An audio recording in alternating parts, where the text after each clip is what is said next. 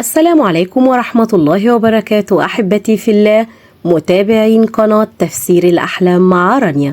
هقدم لكم النهاردة تفسير رؤية الكرنب في المنام للمرأة الحامل.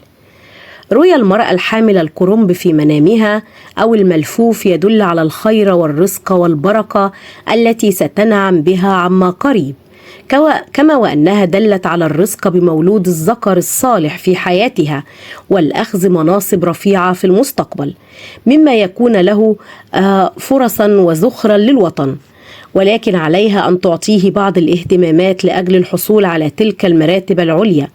وفي رؤى أخرى قال ابن سيرين أن رؤيا الكرنب في منام المرأة الحامل يشير إلى الولادة السهلة الميسرة، وأنها من الواجب أن تبتعد عن حالات التوتر والقلق لعدم تداعيها. فرؤيا الكرنب أو الملفوف للحامل يدل على فترة الحمل ستكون مريحة دون تعب أو مشقة. أيضا رؤيا الملفوف للحامل دلالة على الرزق والمال مع قدوم المولود الجديد.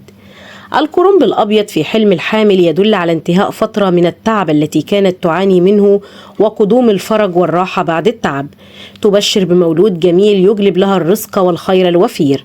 فيدل الكرنب الأبيض في حلم الحامل على أرباح مالية ومادية من بعد ضيق وقلة، وكذلك يرمز إلى الشفاء من الأمراض بعد معاناة وتعب. أما الكرنب الأخضر أو الملفوف الأخضر في المنام يدل على الراحة والاستقرار العائلي والنفسي، ويبشر الحلم بمال ورزق وفير ستحصل عليه هذه الحامل. رؤيا الكرنب الأخضر ترمز إلى انتقالها إلى مرحلة جديدة خالية من المتاعب والمشاكل. رؤيا شراء الكرنب أو الملفوف في المنام للحامل تدل على أنها مرتاحة جسديا ونفسيا خلال فترة حملها، كما يدل الحلم على ولادة سهلة ميسرة بدون تعب أو مشقة. شراء الكرنب في المنام يدل على رزق وفير وربح كثير جراء عمل قامت به مع الزوج، ويبشر بأيام مقبلة سعيدة ومستقبل زاهر للمولود الجديد.